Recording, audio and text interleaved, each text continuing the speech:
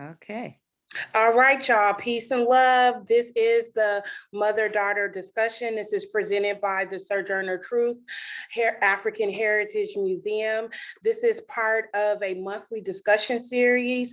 So far, we have discussed reparations, we've discussed crack cocaine, and we've also, now we're doing a mother-daughter discussion. What are we passing down? This is going to be a multi-generational discussion, as I mentioned earlier, because we are combining it with our monthly teen and youth discussion that we have. So these are very transparent, but require conversations that we have. And we do so for the purposes of resolve and to lift the culture. We have Nicole Muhammad joining us today, who is a nutrition specialist and also the founder and owner of Ignite Well Within. And we also have Valencia Diamond, who is also co-hosting. She is a youth advocate and ambassador for mental wellness for Escape Velocity. And we also have Hannah from Around the Way Girls book club, and also to Solid Ground Sports, Letitia Gilmore.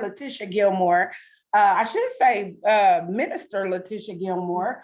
And then we also have Queen Lori Johnson here, who is the grandmother of Valencia and just a community member who also lifts up the culture. So that's who's in the room right now.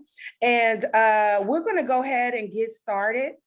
And we are live, and so forgive us if there's different things that may or may not happen, but it's all love.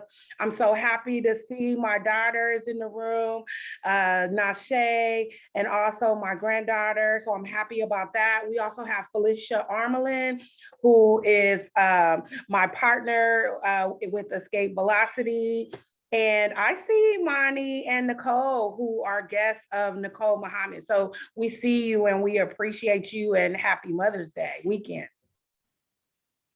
All right, so I'm gonna read it. Oh Lord, we got another queen in the room. We got 3 generations of women, y'all. We got Astrid in the room, who is also author Astrid Mills, might I add, who is Valencia Diamond's mother, and her mother is here, so that's a blessing. 3 generations are in the room. Let's give them a round of applause.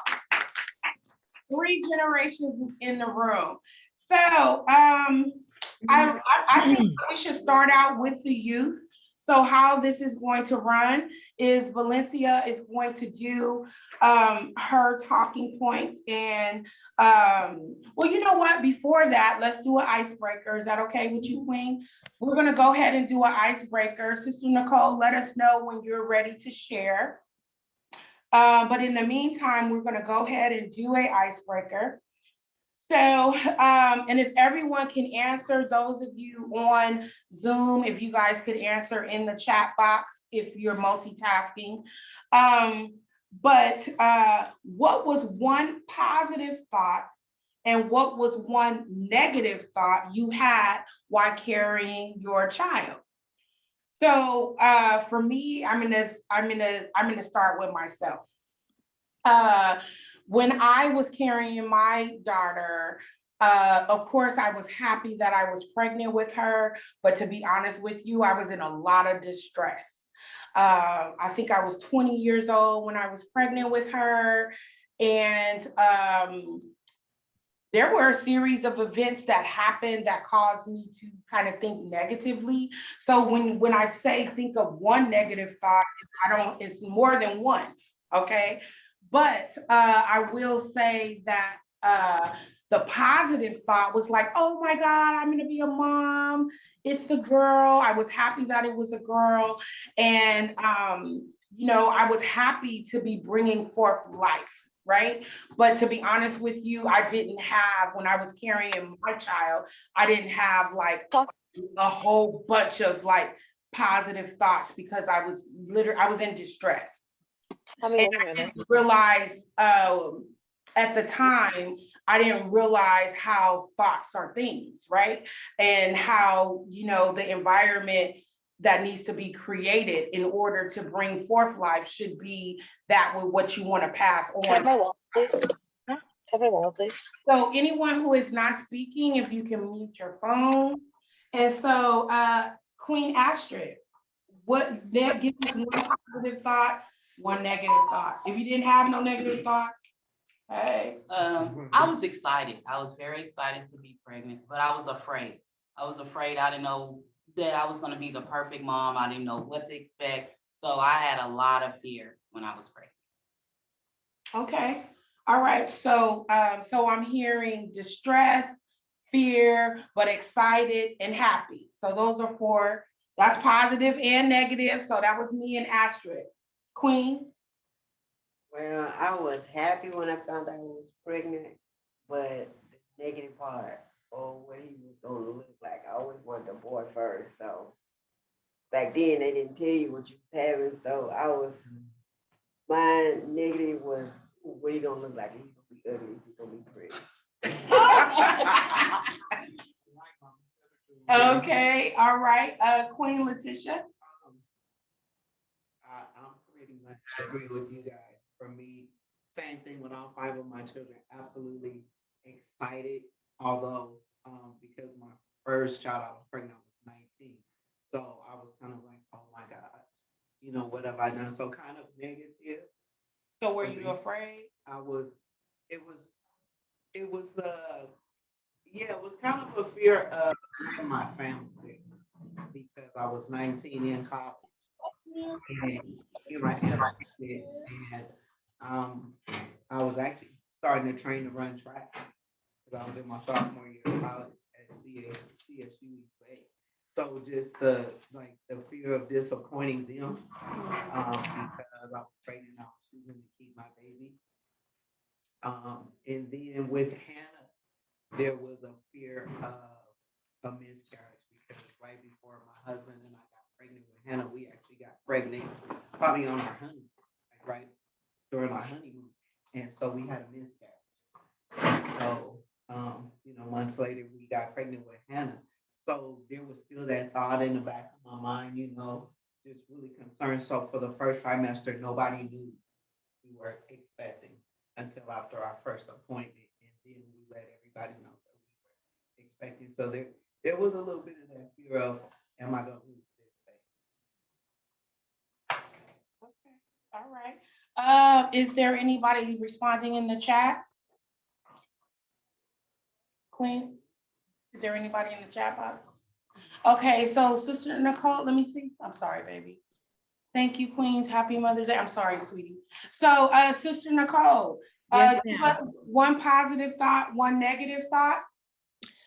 A positive thought was I just could not believe that something was growing, inside my body.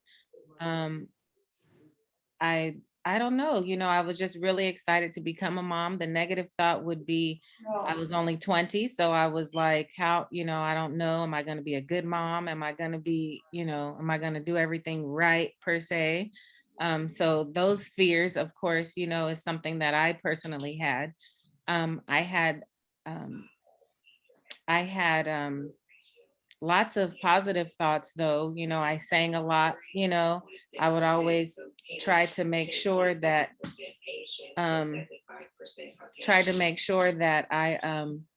I'm sorry, there was some noise. It threw me off. But I always tried to make sure I said prayers and, asked God to cover the baby in my womb to make sure that, they had good spirits. They were a happy baby. He was healthy, had all his limbs, things like that, that we think about. Praise be to Allah. My children are healthy and well, and thank you, God. Okay. All right, that's good. Thank you. Felicia, can you give us a negative thought and a positive thought that you had when you were pregnant?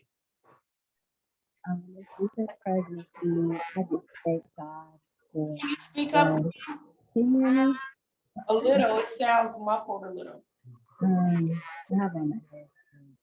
Can you hear me now? It still sounds a little muffled. What about now? There we go. Okay. You can come to the table. Yes. You can come to the table if you want, and also, a mimosa is already Can prepared. I turn that down just a little bit? Coffee and stuff like that. Okay.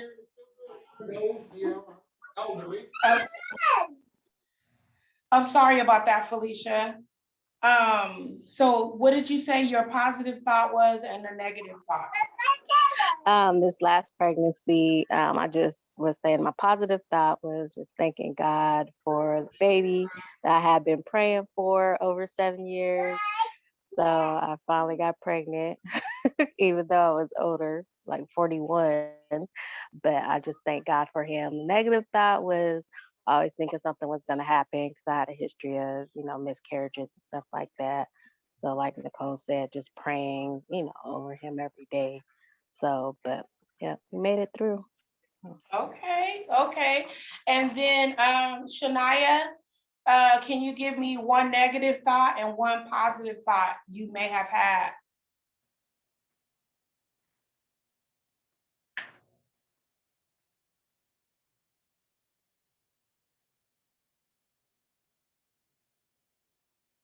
Okay, we'll come back to Shania.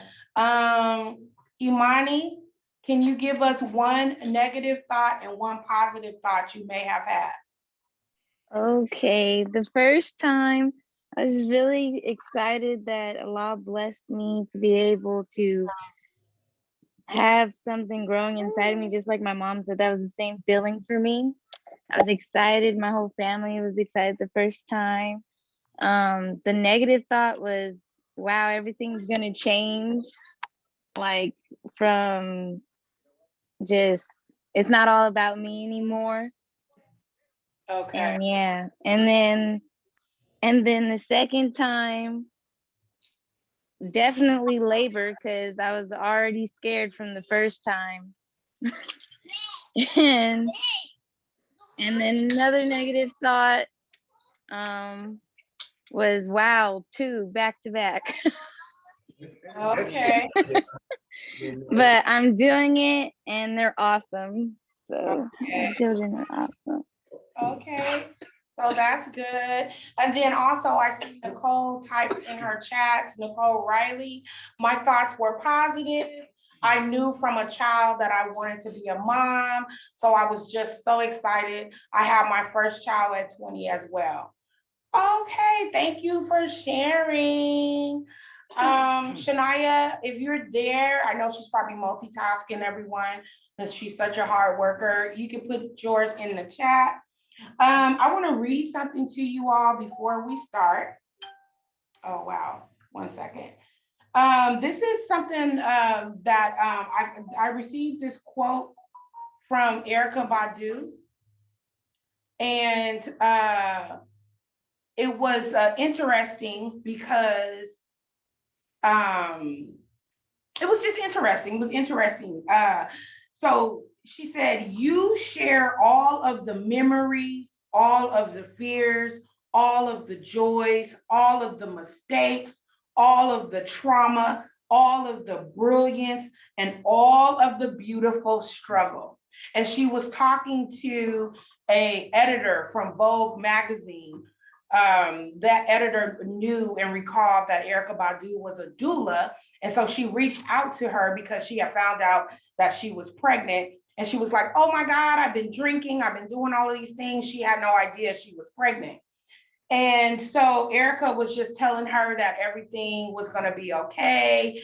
And I thought that quote, I wanted to pull that quote because I don't know if we really realize that even the babies that we carry, those babies are already in the womb with the babies that they're going to carry.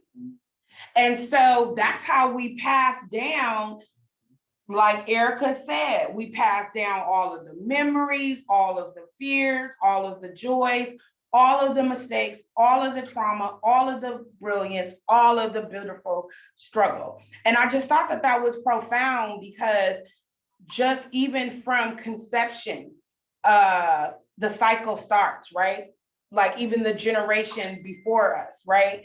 The babies that our babies are gonna have, if they're girls, we are carrying them in the womb. So I just thought that was profound, and it just speaks to how much power that we all have. Queen, are you a mom?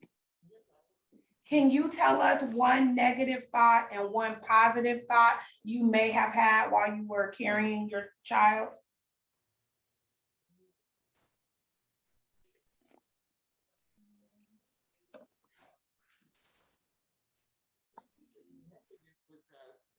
Thinking about after the delivery, after the calm, because it was the life was natural birth, that seemed as if the hand of God pushed in your belly. Okay. Pushing, working in your labor, and then all of a sudden it's like, you have that calmness. And I think it somewhat, when I look back, it's a negative thought because it's a selfish thought. I was thinking, oh boy, I'm through now. I'm gonna go to the movie. Okay. But that wasn't happening. Okay. Right. Okay. I can relate to that. So Nashe, I knew she was multitasking, you guys.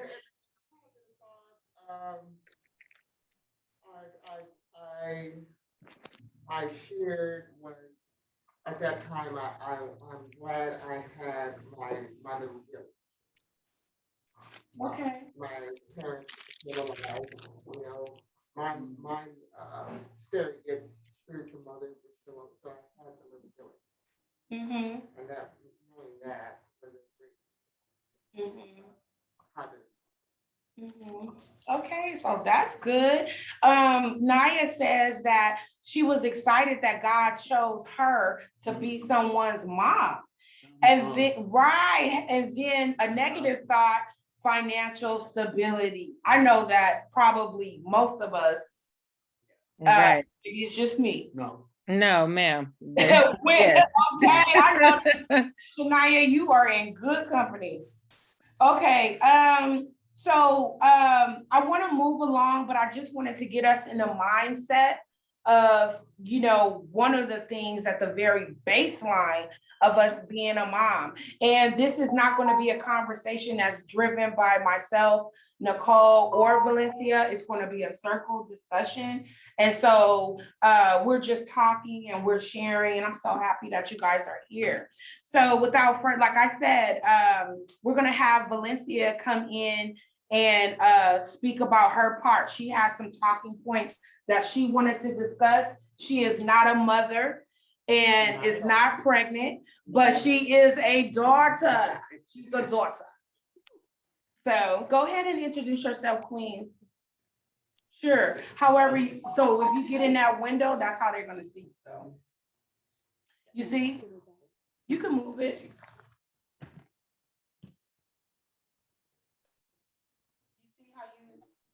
Yeah, you're gonna have to stand in front of the camera in order for them to see. Okay. Yep. There you go. So introduce yourself. Well, you do your thing. I know you know how to do it. I know you know. Don't worry about hiding me. Get in the camera. I'm cool with that. Okay.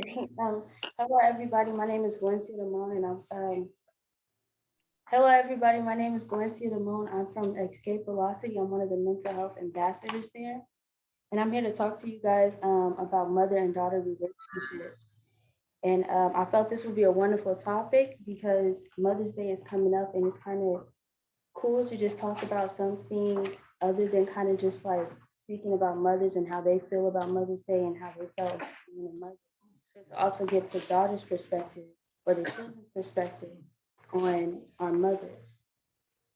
The first thing I want to talk about is the bad, so we can just get that out of the way and then end off with something positive.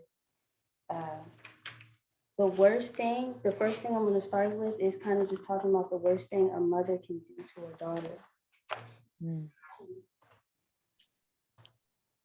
Okay, the worst thing that a daughter can develop that is caused by a mother is mommy issues. So it's kind of just similar to daddy issues, just kind of just mental health problems based off of what that parent has done to you. And I kind of talked with a lot of other teenagers about this, and I kind of just heard the same thing, and it's specific on Black teens. And sometimes it will gear to Asian mothers as well. But it's not really talked about, and I feel like it is needed to be brought to our attention, especially with how common it is for Black daughters or just teens in general to come and say, "I'm tired of my mother. I'm ready to move out," or "My mom is not doing what I want her to do. She's not listening to me. She's just constantly going at me and being super aggressive." Some toxic traits by mothers that is like that I've heard a lot the most. Hello. The most the most that I heard was like constant criticism from the mother towards the daughter. So just like basically mostly like nitpicking. Like you see your daughter doing something and then you have to bring out something negative or have to point out something that she's doing that's wrong. And it's not even just saying, okay, are you okay? It's kind of just like, you're doing that wrong, you're doing that wrong. And yeah, I'm gonna go about my day. Everybody has me irritated. The next is controlling behavior. So just basically telling your daughter like what to wear, what she cannot wear, how she's supposed to do things, what classes she's supposed to take, what she's supposed to be in life. Like you want your daughter to be a doctor, but she's telling you that she wants to be a fashion model. No, you're going to be a doctor. The next is guilt tripping or manipulation. So kind of just pulling the whole, what is it? It's like, I brought you into this world, I will take you out. That's kind of like guilt tripping, like, and it is kind of just like saying like, just I brought you in, you're gonna have to do what I say, or I'm gonna take you out. And that's kind of just like, as a daughter, that kind of like affects us because it's like, okay, should we be scared of our mothers now?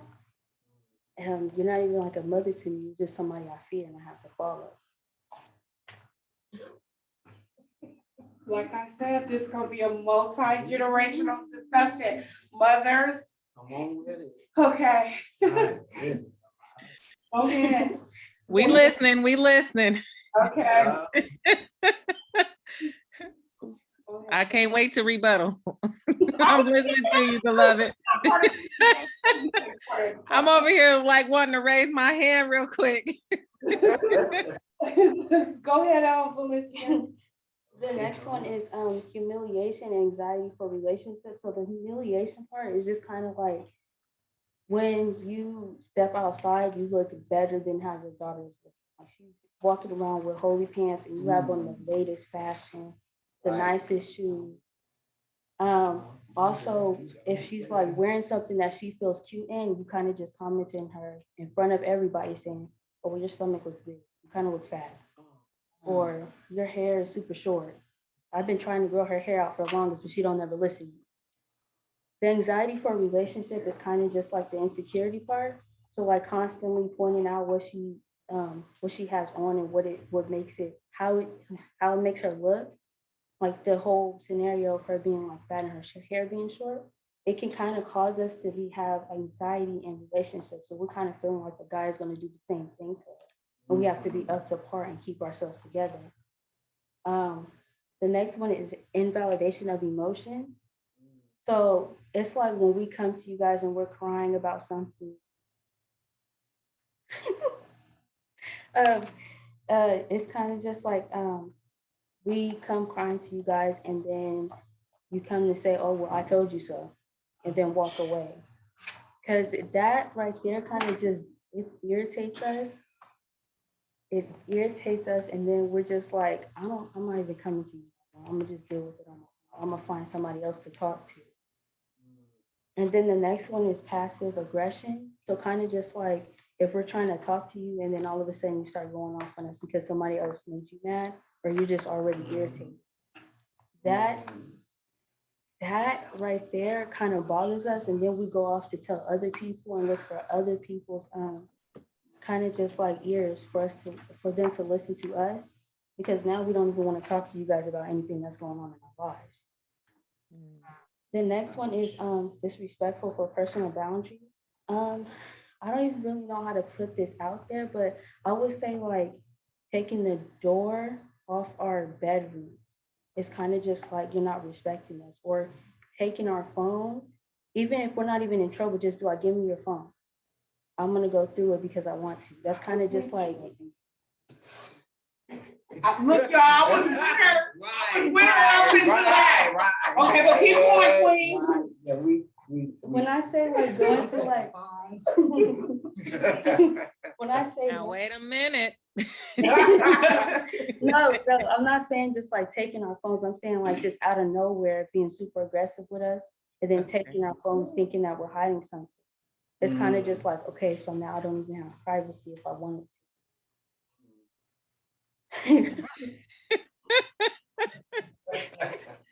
I just want to pause just for a second and read some of these comments because this is why our beloved baby is laughing, because she could see the comments. So some of the comments says, from Nicole Riley Carter says, I was about to say that I brought you into this world is a valid statement. Then Aisha says maturity levels plays a role in parenting. Very true. And then Nicole Riley Carter said, but who's paying the phone bill? Right. And Aisha said, exactly. So these are just some comments that we've had expressed right now. Go ahead, baby. Okay. The next one is one-sided relationships. And it's kind of just like, I don't even like know how to explain that one because I don't even think I've ever experienced it myself. But it's kind of just like everything is on the mother's side and you only see through the mother's eyes. Just kind of if you do just like the first couple ones, it's kind of like you're hurting within because 9 out of 10, if you do those toxic behaviors towards your daughter, it's kind of just like you have some stuff that you need to work out that you never worked out with your own mother. And it's kind of like you're projecting it and reflecting it on us. And we kind of just feel like it's not even worth it. Like we get into that mindset at an early age of 12 years old sometimes that we're ready to move out. I can't wait to turn 18 so I can move out. And then sometimes we'll be like, okay, I'm ready to move back in at 18. But other ones, other teenagers that I spoke to, they were just like, I'm so happy I left because my life is just not, I'm tired of it. And yeah. But how do they take care? Okay, we'll wait. I'm just trying to figure out how do they take care of themselves? So what is the alternative? I mean, for the ones that I talked to, they kind of just said they work a whole bunch of jobs. Or they kind of just go to like, and kind of. Okay, thank you for keeping it solid. Because I'm like, yeah, what a whole bunch of jobs. And we have Tara Simmons that says she would like to give a daughter's perspective if that's okay. Yes, ma'am, that is absolutely okay. Yes, absolutely. Let's see, do I need to unmute her? She can unmute herself. Are you okay? I'm telling her, okay, are you okay with it? Are you okay with it? I'm gonna, if it's okay, I'm gonna talk through my mom's phone because I'm driving. If that's okay. Yes.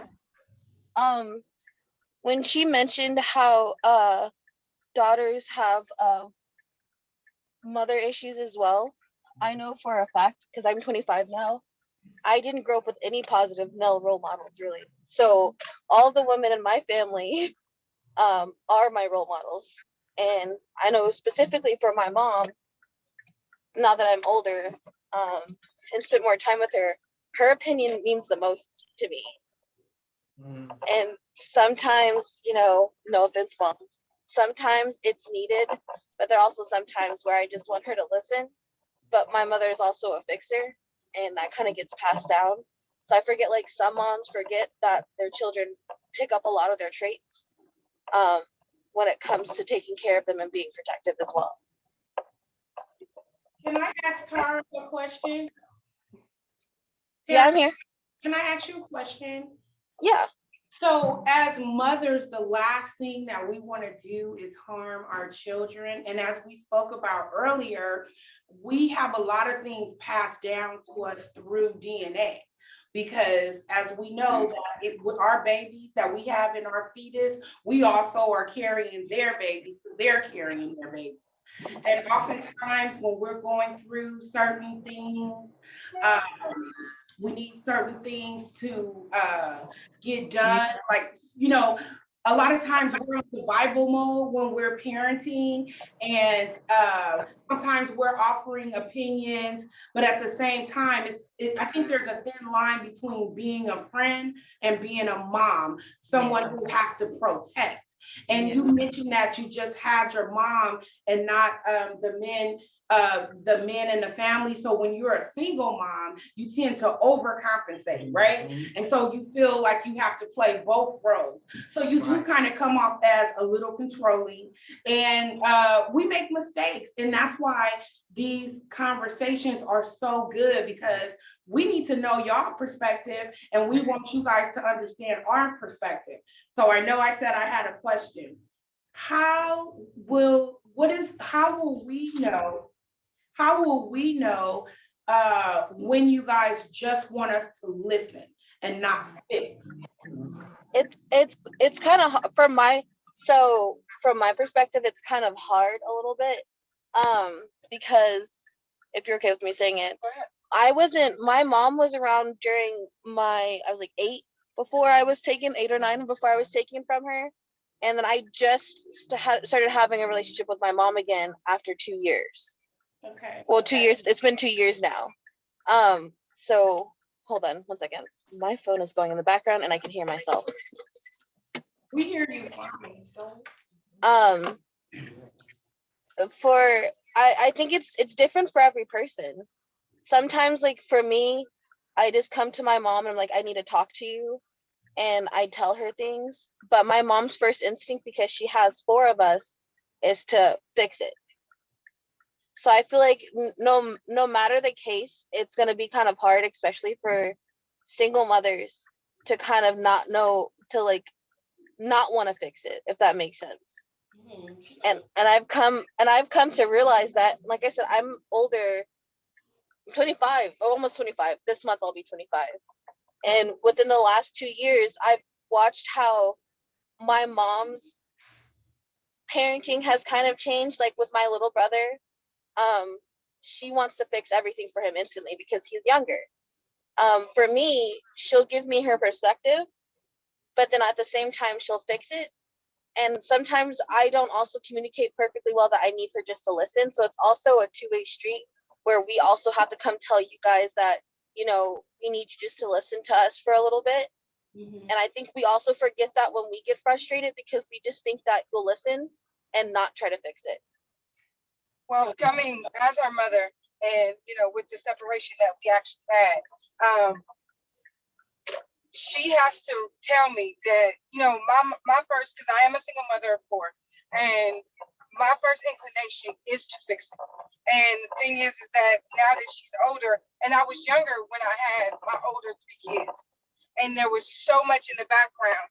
And just to be as transparent, since I'm always transparent, is that my older kid's father was physically, mentally, and sexually abusive, and he managed to work the system to when I left the relationship, finally was over with it after 15 years. He managed to finesse the situation, because I went out fighting. I didn't go out, just trying to walk away, because the times I tried to walk away, he always found me.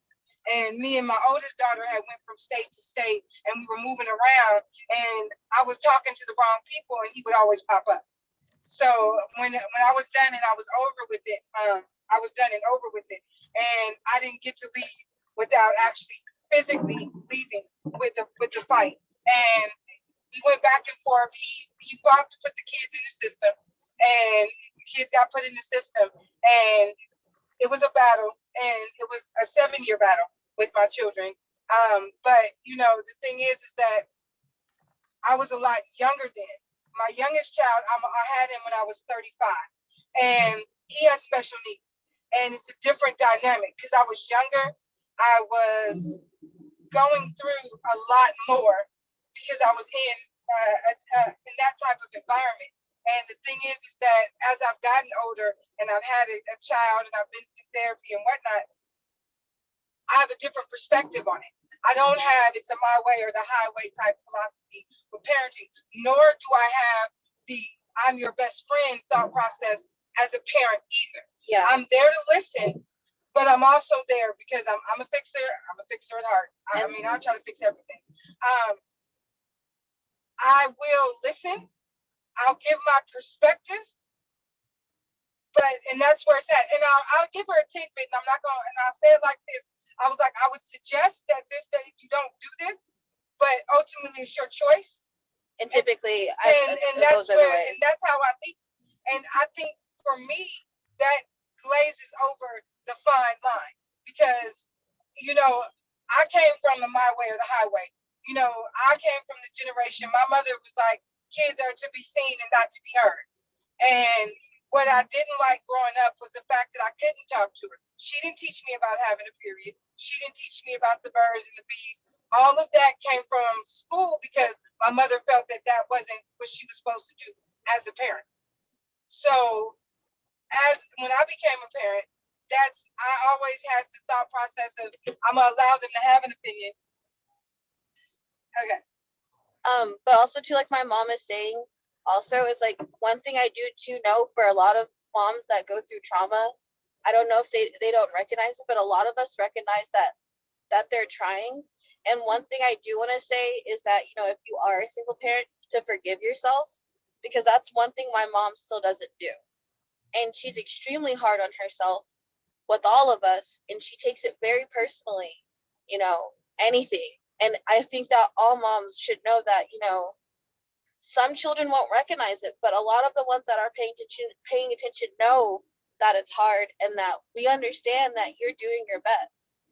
And I think that's one thing my mom always forgets when she gets frustrated and she gets like bothered, and when she also starts rehashing everything that she went through her past trauma, she forgets that I recognize that she did her best and she's still doing her best, even with my 11-year-old brother.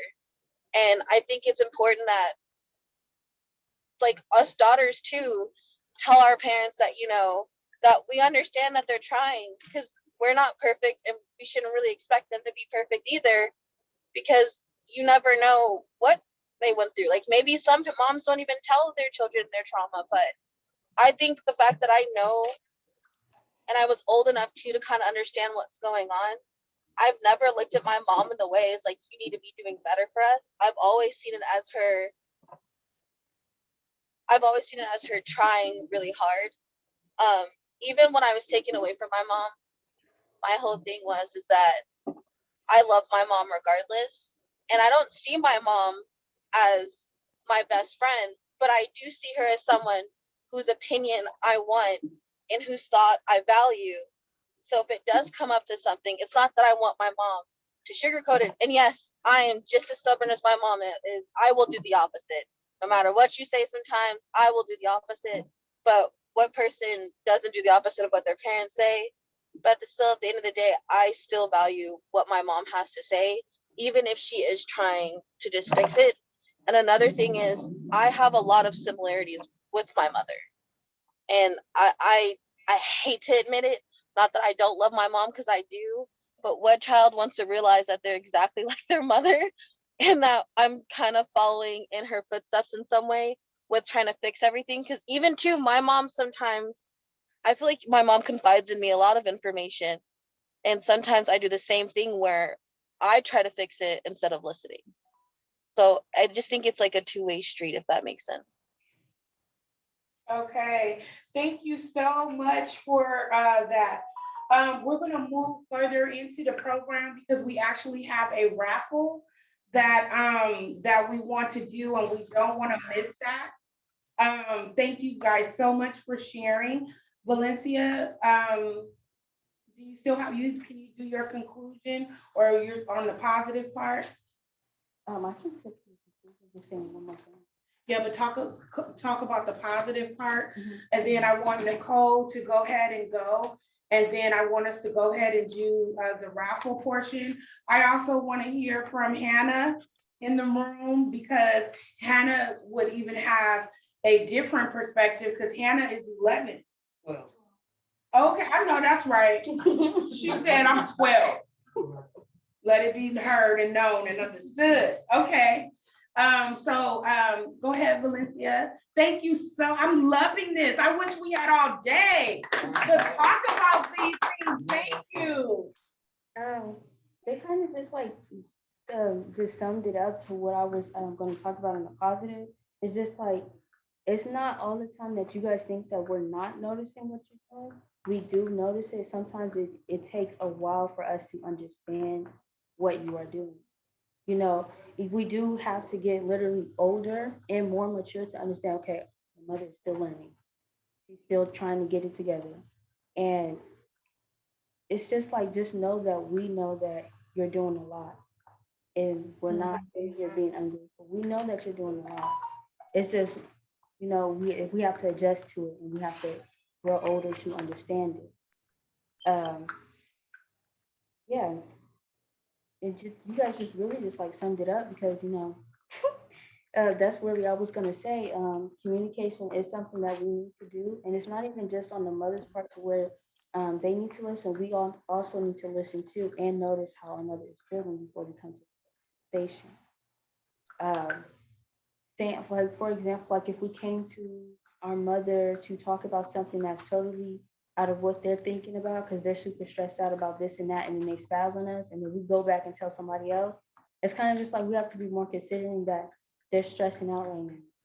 Let's try to see what we can do to change their mind out of what they're stressing out, or let them take a quick break from what they're thinking about.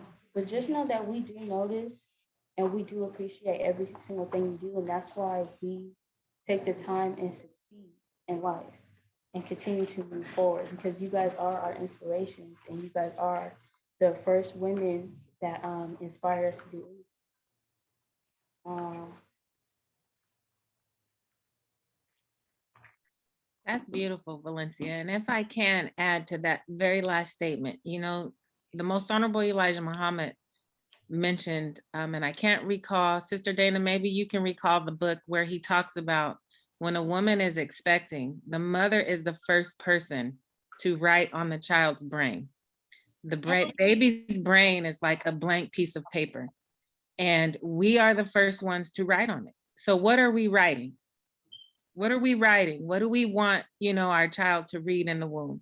And when you just said that, Miss Valencia, you made me recall what the messenger said, because it is so very important to be able to understand that we are co-creating. We are, as I read in Minister Nuri's book, God's twin, because we're co-creating with him as women and as mothers. And so it's very important what you just said.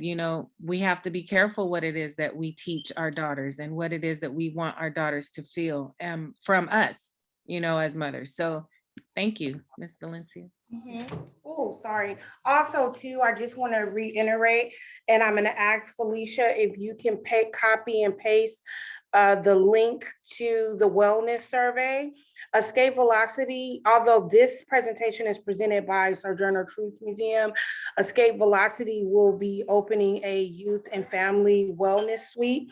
And there's a survey that we need you all to please fill out.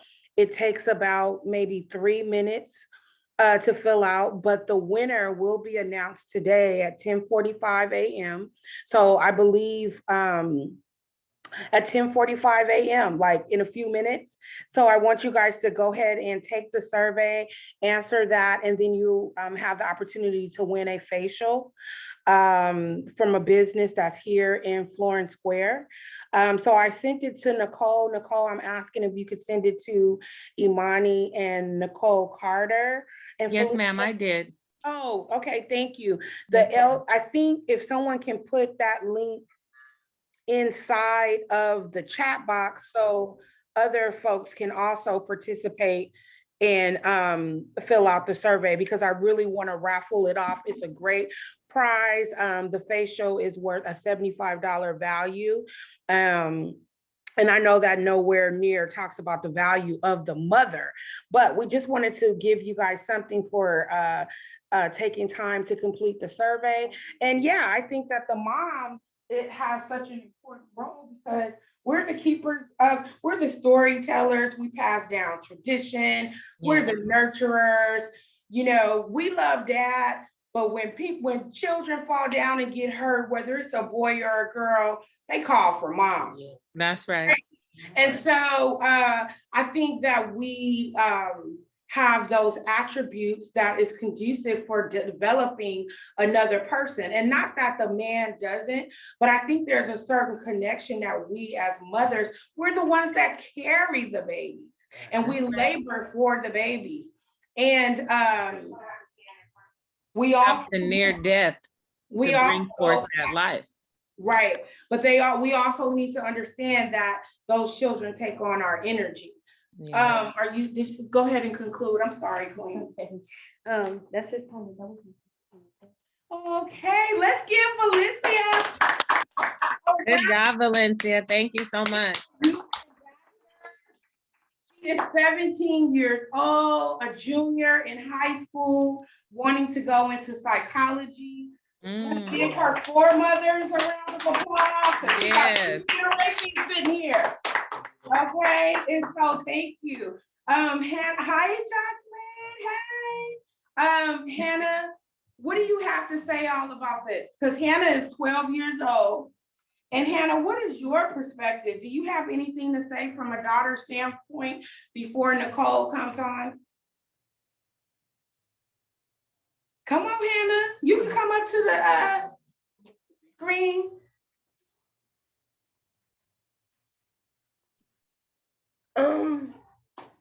I mean, I kind of felt like a little bit of what Valencia said that I kind of understood. Like at some points, I felt like I wanted to. Like I couldn't wait to like move out the house because like sometimes I felt like I wasn't being heard or like I was like really wanting attention.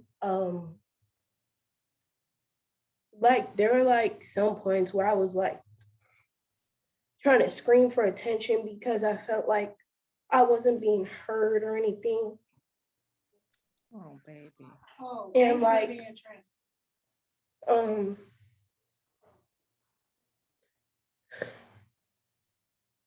that like at some points when I would try to talk to my mom about something, it was like it felt like I couldn't have like the attention I wanted or anything. And like what I wanted to hear, I never really heard. So like I felt like that I was just being rejected. And like there were like some points where I felt like I just couldn't like be around that surrounding. So my safe place would be like to go outside because like I'm like I guess a nature person or something. I would like to be outside because like the beautifulness of being outside calms me down and everything.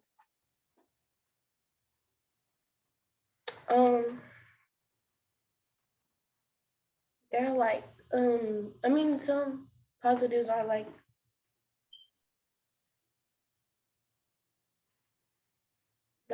there are like some times where like growing like puberty and everything, I'm grateful to have my mom for that.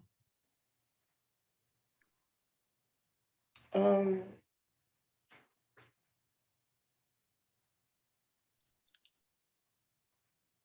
know we got people crying, people on the screen crying, but can I say that you guys, can I say something? And I know we're pushed for time, y'all, but you two girls, your ability to articulate your thoughts and your feelings at such a young age, you guys can really liberate your peers. That's You know right. what I'm saying? Because there are people, there are peers that feel, there are young people that feel just like you or can relate to what you're saying, even younger than you all. And they don't have the platform or the space to be able to share, right? Sometimes they're scared to share, or they feel like nobody will understand, or maybe they don't have the right words to say. And can I tell you that another thing? You, both of you guys are so blessed to have mothers who have the ability to receive what you're saying. Because I know both of y'all mamas. You get what I'm saying? Because everybody don't, some people couldn't even say what y'all said. You get Right. what I'm saying to you? So thank you. Thank you guys Yes. so much. I just Thank you, wanted to baby. Thank you. the strength and the courage and the confidence that took. That's right. Wow. That's right.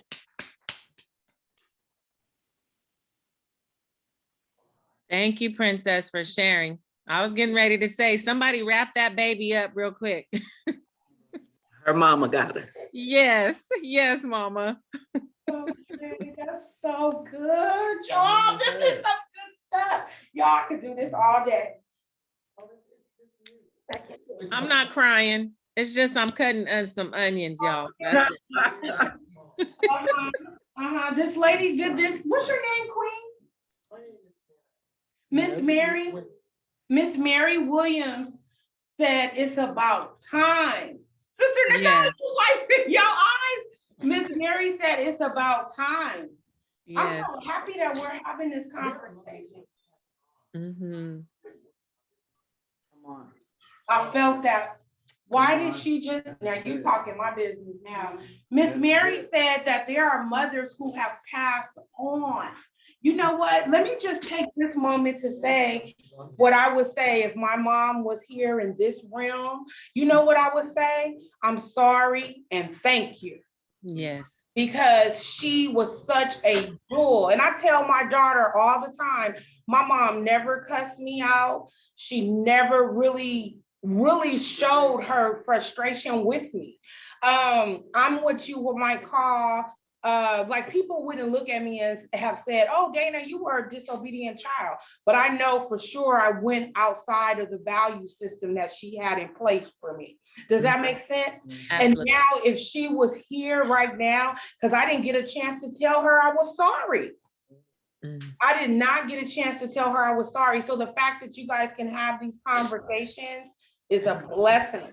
I didn't get a chance to ask her, well, Mom, how come this? How come that? But when I go through her belongings and stuff like that, I've seen a pay stub that she had during a time that her and my dad was separated. And I started thinking, oh my God, how did she make it off this? We didn't even know that we were poor, girl. We didn't even know. And sometimes mom would be a little bit tense, right? Mm-hmm. And but now me being a woman and having my own family, I realize, yeah, there's some tense moments sometimes. And so you guys, thank you, girls. Y'all have liberated. Thank you. You guys have liberated me. All right. Thank you. Thank you so much. Yes. Yes. So we have Miss Jocelyn Wilson here, who is a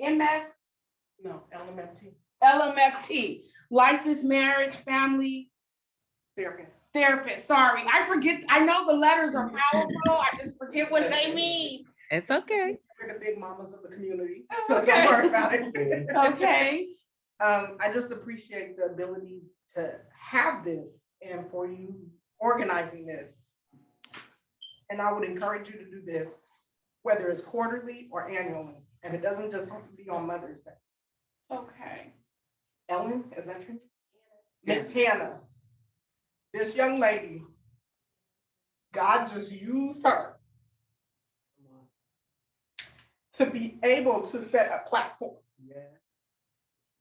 for other parents to engage their children in conversation because of whether they were scared or didn't have the right language or didn't even know how to begin to approach their kids. Just by hearing that story, they can now have a platform to say, Is this how you feel? Yeah. And then what do we do now? Can I help? And how can we begin to continue dialogue? So you guys have started something here. And I would really encourage you guys to continue. I would love to be a part of it. Yes. I think we should do it, every 6 weeks, every 2 months? Because maybe something like that. Or monthly, or every 3 months. I don't know how you. Every second Saturday. But I think having a space to open up the dialogue is gonna be key. So that we can begin to glean wisdom from our older communities. You know, a therapist section would be good, because now your generation, you're at a point now where the stigma is going away. Because mental health is always. Come on. Oh, yes, I see it. I see it. I don't know how they can. Yeah, I have been really pushing and helping us understand. We're the big mamas, because the big mamas in our community are going away. And it's not because they want to, it's just that, you know, they're no longer living, they're dying. And so, you know, us carrying that kind of torch and helping them to understand and being in the community and being the nurturers that we are, and then in our profession, just being able to reach out. And I'm a different kind of mother from my generation, even though the emotions always, it's gonna always be the same. Yeah. From the beginning until infinity, emotions are different. Right. Emotions are gonna be there. Right. But Exactly. I'm a different type of mother than the mothers that were to me. Mhm. You know, that I buried the last one, my great aunt 103. Yeah. My God. I hope I live, you know, that long. I don't know if I even desire that, you know, with what's going on, you know, but I'm a generational mother. Okay, like from sis, sorry.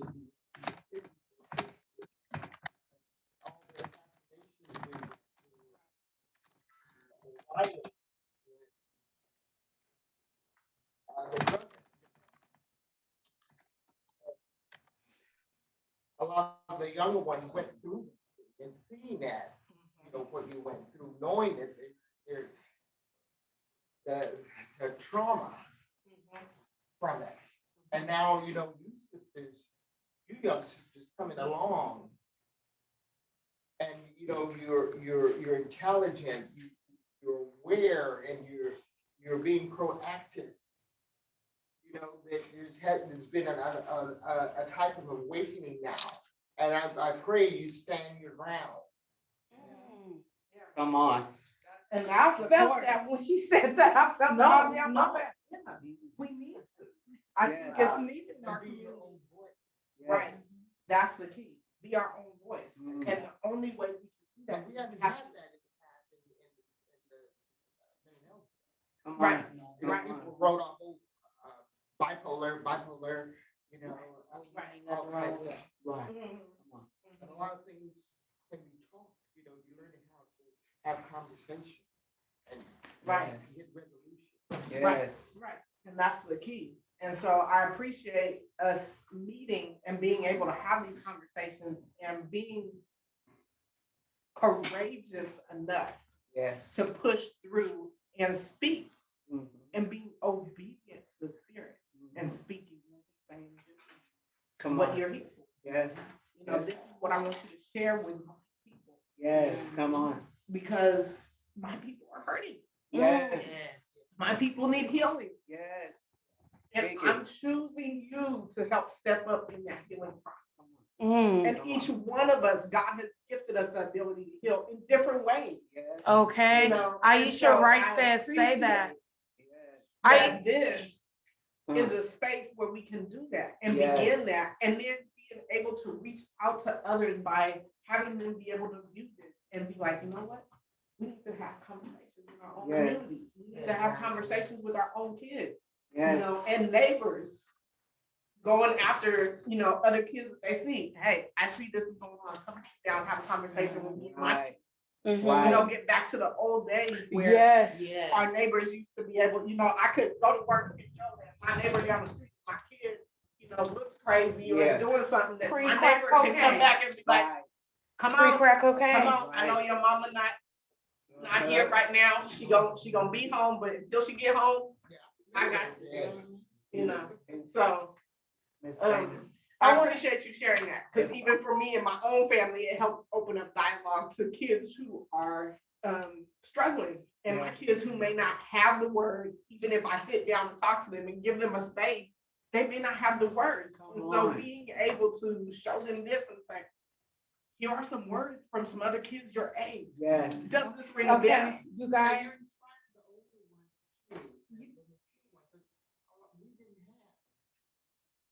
Y'all, we running, I know, but this is just indicative of the fact that we need to keep these conversations going. Valencia hosts a discussion every second Saturday of the month. And it would be nice if Hannah would be able to partner with her. I know Hannah is an athlete, so we probably need to talk about that. But yeah, because young people, you guys are the ones. But listen, I'm gonna read from the chat box right quick. And then also I wanna make sure that you guys have completed the surveys. I believe that Felicia can see who all completed the surveys, or you just tell us so we can do the raffle. Asali said, from hearing these ladies, I believe this should be an ongoing topic of discussion, possibly twice a month. Let's get some healing and understanding between the queens and the pre-queens. Hey! Yes. Sister Aisha says, say that we are mothers. We are, as mothers, have to check our biases and perspectives when dealing with our children. I will tell you, girl, I don't even want to start talking because I know Nicole is, go ahead, speak, queen. It's her turn. So in everything that Valencia and our other baby, I just love you all. And let me tell you something. You all have the ability and power to change the atmospheres and thinking of us as a older generation. A lot of people say, you know, like the big mamas and the aunties and the nanas of the blocks, you know, that'll check you when the lights are on and you're supposed to be in the house, you know, that they're gone. But now that type of mentality rests on our shoulders. As you know, we're the next nanas, we're the next big mamas of the block, you know. And I will see some children, my children will tell you, I will see some young men with their pants sagging and I will pull my car over. Excuse me, sir. You know, like, we are the nanas now. I appreciate you all expressing yourself, because one thing that is for sure, there are generational things happening here. Some are good and some are bad and need to be dismantled, you know. And you all as young children are going to teach us which ones work and which ones don't. We're no longer in certain mentalities from way back then, so we don't need that type of treatment. A lot of things we were taught from our slave masters, through our, you know, ancestors. We don't need that, you know. So I appreciate you young people talking to us and feeling like you have a safe space to be able to express yourself. That's very, very important. I just want to give a couple of things, because I am an integrative health coach, and I always try to see some form of healing properties that I can give. I want to talk about, because I hear a lot of children, when you're speaking, I feel like there's a lot of anger. There's a lot of anger sitting, like you're, you know, everything makes us upset. Everything you know, because we feel like we're not being heard, right? We feel like we're not being understood. So as mothers and teenagers and babies, I just want to give us some calming agents, right? So some calming oils, that if you just, like, you know, where you put your perfume in. I know some of us may not, you know, have this type of information, or we, you know, might not know the power that it has, but certain essential oils can bring your level of anger and anxiety all the way down.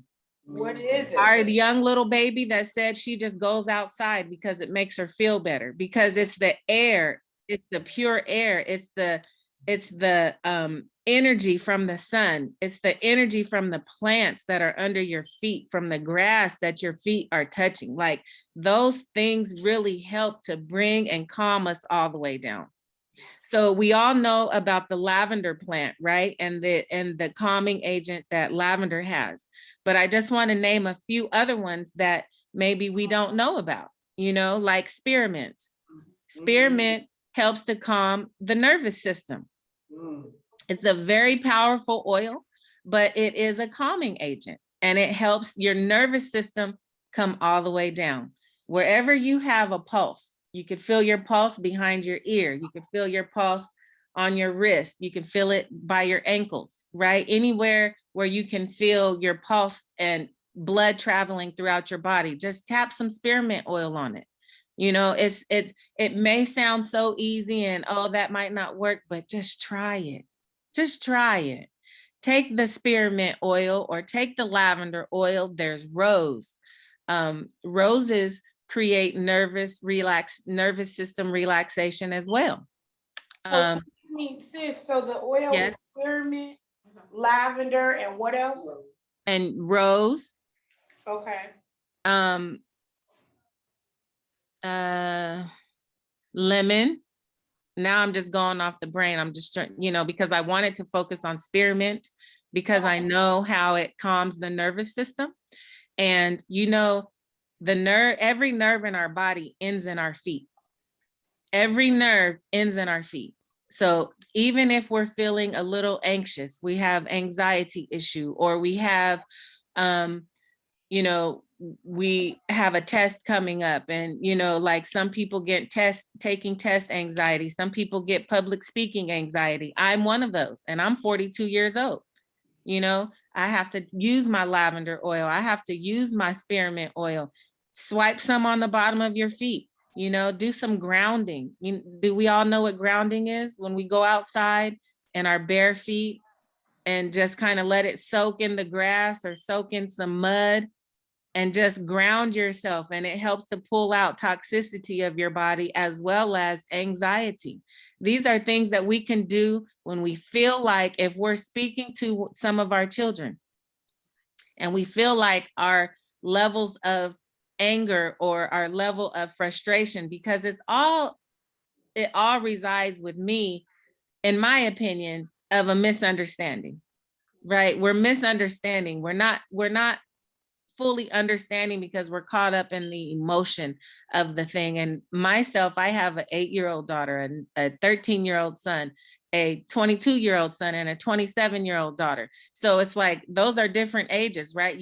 We have to learn how to deal with each age and each child differently, because they're all different. They move and speak and think differently. So it's hard being a mom. We have to be able to wear different faces depending on which child we're speaking to, which person we're speaking to. And we have to figure all that out in a nanosecond. What works for this child won't work for the other. And that's perfectly okay. But let's find a calming agent, something that will help you calm. Like my son, he says, when he feels and he sees my eyes look a certain way, or he hears my tone go a certain way, he'll say, okay, mom, and like that helps to calm me all the way down. I'm loud, so I talk loud, and they, sometimes our children will be like, you're yelling, I'm just loud. But find the thing that helps to just calm you all the way down, because then nobody's being hurt. Nobody's being understood. So my opinion or my suggestion would be to find our calming agent, whatever works. We could even put conversations on hold, time out, right? Flag on the play. Low blows are being thrown. Let's take a peace moment. Let's just take a moment to chill out, find whatever works for you. We could do grounding. And I just wanted to give some good information about some essential oils. And Miss Nicole Carter said sweet orange is amazing too as a calming agent. So go to your local store. That was so cute. Everybody pulled out their phones. It was like, let me write that down. Right. That's what I said. We own it. The other thing I want people to be aware of too with the oils is they have to, to try them, because some oils can, even though they're meant to be calming, because of our own polarity, can Right. do the exact opposite. Oh, wow. Right. You know, sweet orange for me, if it's only a little bit, if it's too much, I get headaches and then I'm way on the other side, so. Right. So You know, pay attention to your bodies. You know, lavender works for me. Sometimes people say, lavender is overwhelming, pay attention to your body and see what feels good for you. Go outside, breathe in some fresh air and ask the universe to give you some good thoughts, help calm you. You can do some I love grounding, I it's like, it kind of just helps me breathe. It's hard to really explain, but when you find that calming agent, then you'll know what works for you. You'll feel it internally. So thank you again to our beautiful young babies and our elders. And I just appreciate all of this conversation. I'm here for it. Did you mention that Did you mention that the oil can also be diffused and not just put on? Yes, they can be diffused. They absolutely can be diffused. Sometimes I just put it in a humidifier and let lavender just fill the air, or eucalyptus, it just depends on whatever it is that you're feeling, but you can diffuse it. For me, direct skin contact, not a lot, because we don't want chemical burns, right? Yeah. We might want to mix it with some coconut oil or something like that. But putting it directly on my skin works for me.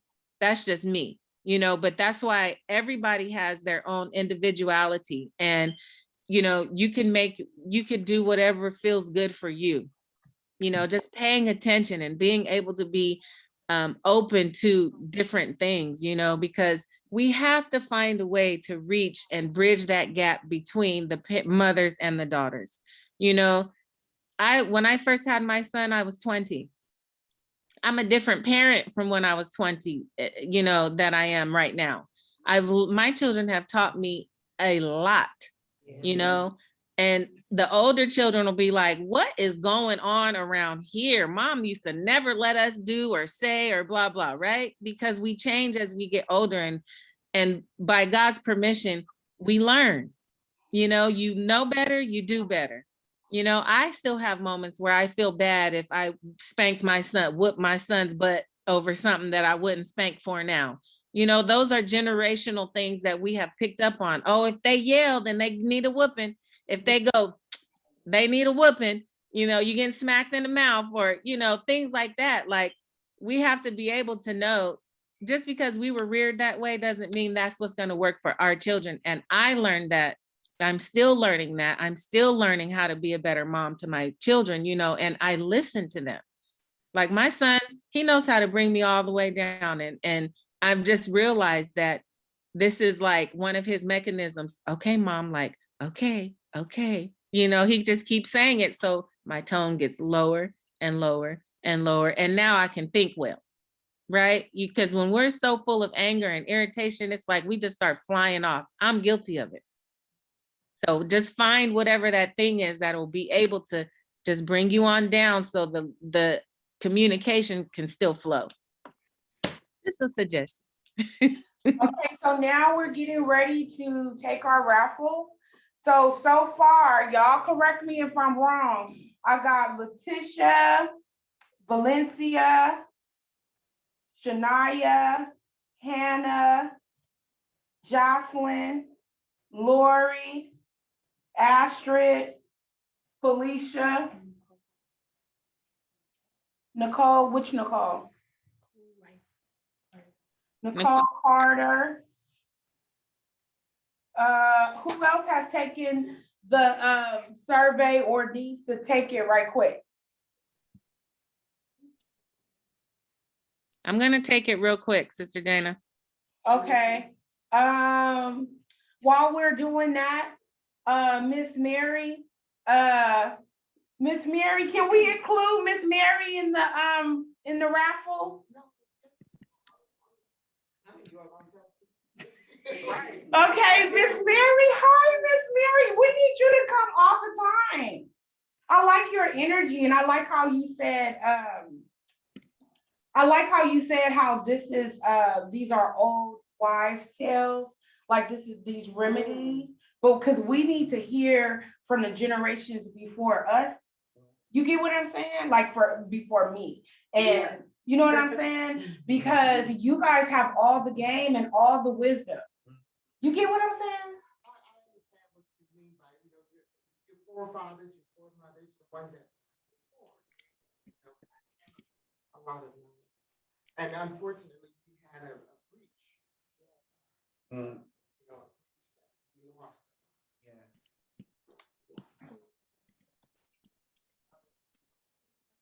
So for me, I bet you every generation thinks that it's a certain time. I feel like the breach started for me in the 80s. I'm later.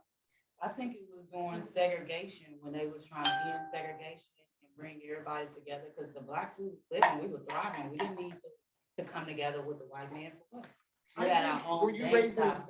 I was Yeah, gonna say, yeah, I was raised in California, so it was a big difference. Yeah, Right, I'm you from came on the Arkansas, radio, it was yeah. a big difference. Yeah. I didn't experience. I experienced something else. Yeah.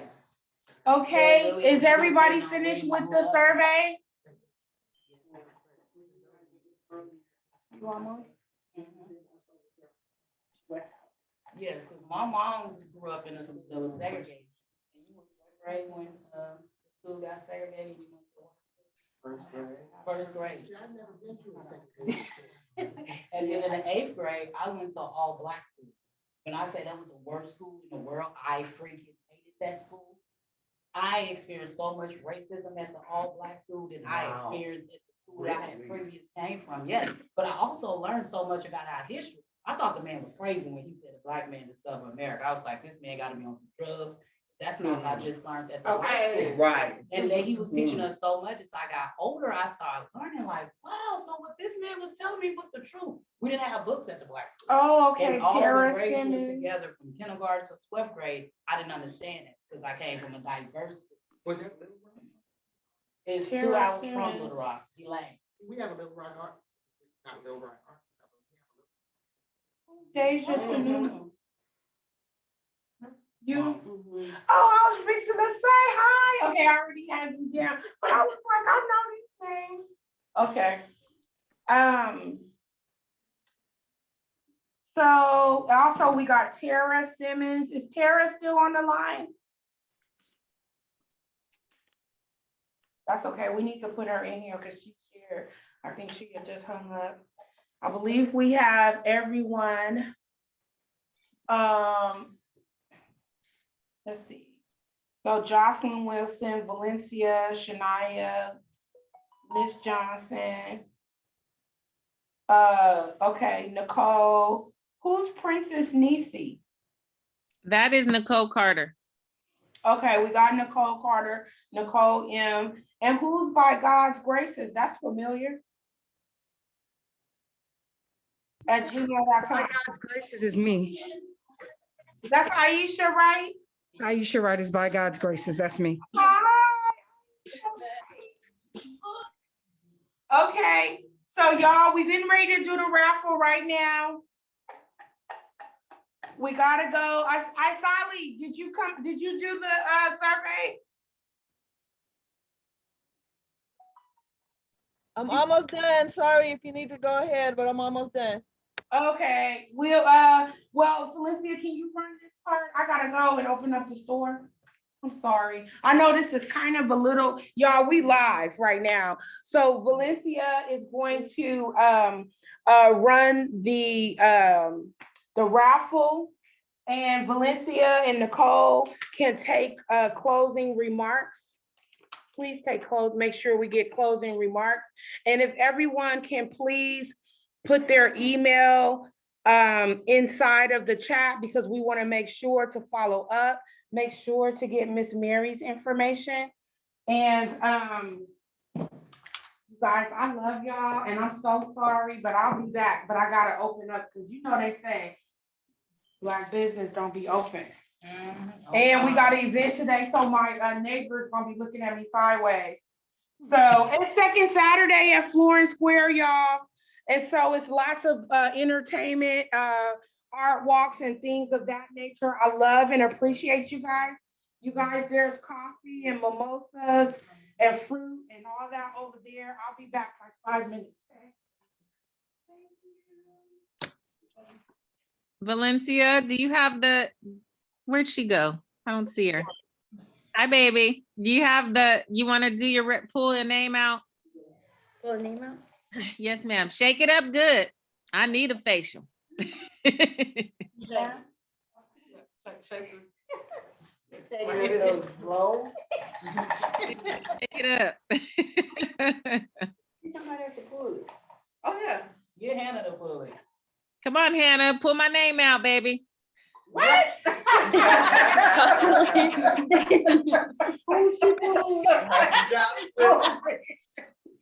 See, you have the magic touch. If she'd have pulled me, I would have said she cheated. That part. Ms. Jocelyn, we appreciate you and all of what it is that you shared today. Thank you so much for everyone who has been sharing. I just want to read some closing remarks. Aisha says, it was a wonderful discussion. Have a blessed weekend. Have an amazing Mother's Day. Nicole Riley Carter says, this has been a great discussion. Everyone have a blessed Mother's Day. And I want to wish all of you all a wonderful Mother's Day. I wish I was in that room. I'm in Stockton right now. I might just come down. I feel so much love on this conversation. And Valencia, I'm looking forward to your every monthly discussions. It's so needed. It's so necessary. And it's a safe space for our young people to be able to communicate their emotions and their feelings. So I appreciate you. Thank you so much.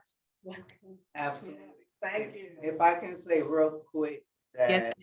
I am super proud of my daughter for sharing, because at times it is a challenge to get Hannah to talk. And I know at times I push her to get her to talk so I can know what she's feeling, what's going on. And so I'm glad that she felt this was a safe space to share, just because of my upbringing and growing up and having mommy issues myself and growing up in a dysfunctional household.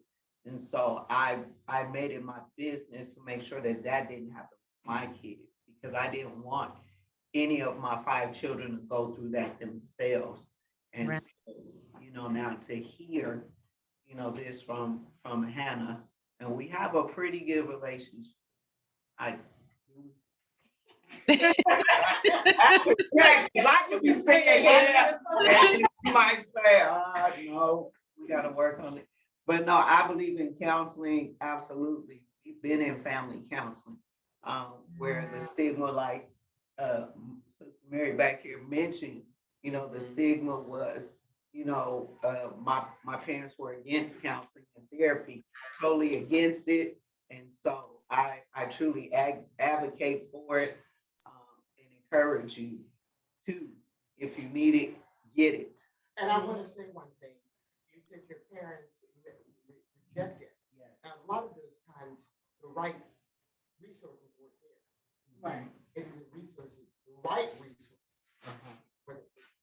Right. Well, we had resources and they were not necessarily for it, so, or started it, my mom started it with me and my siblings, and it did not continue.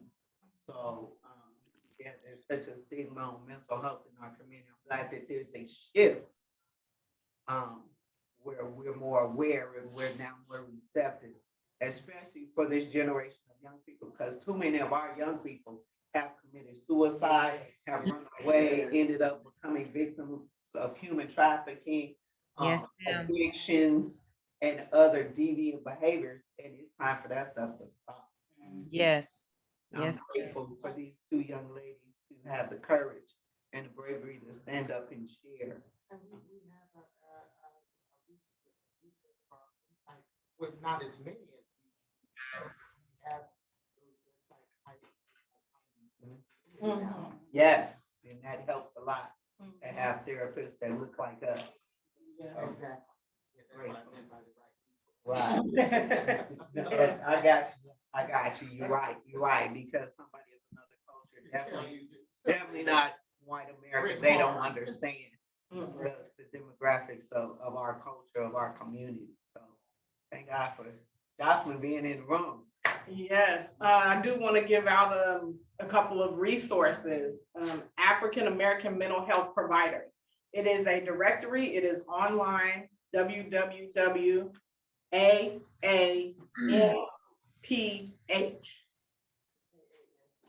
www.AA for African American MH mental health providers MHP.com, I believe.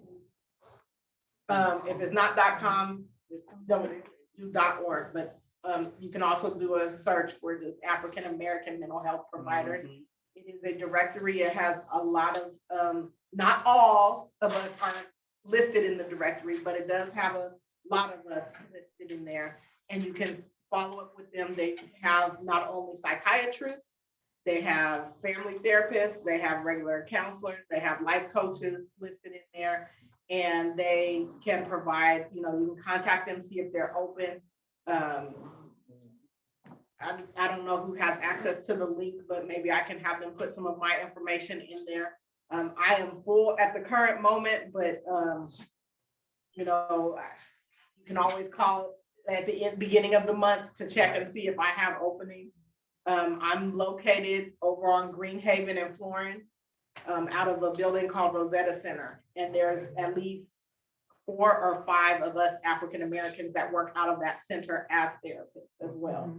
And they're listed in the African Americans Mental Health Provider directory. Write down the name, Dr. Ackler. She's the marriage and family therapist that we receive services from. She's downtown. So you might want to look her up. Yes.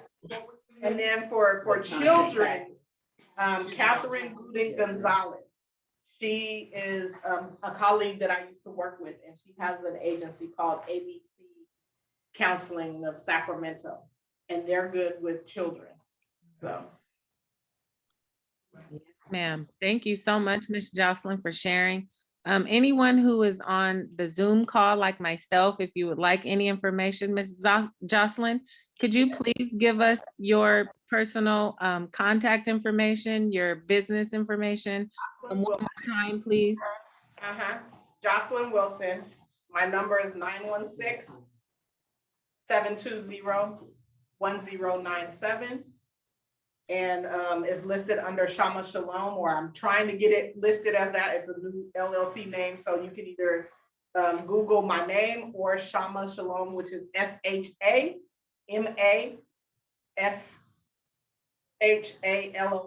which means greater peace. SHALOM. SHLOM. Yes, ma'am. Hebrew. Okay. So what was the number? 916-720-1097. And my address is 1531 Corporate Way, and that's in Sacramento, 95831. Yes, ma'am. I'm going to. I am on LinkedIn under Jocelyn Wilson or Shama Shalom, and it has my website there as well. Yes, ma'am. I put the telephone number and the Shama Shalom to reach Miss Jocelyn in a chat for anyone who that is on Zoom. If you need it, thank you so much again for participating and hopping on this very important discussion. Ms. Valencia, would you like to have any closing remarks, sweetheart?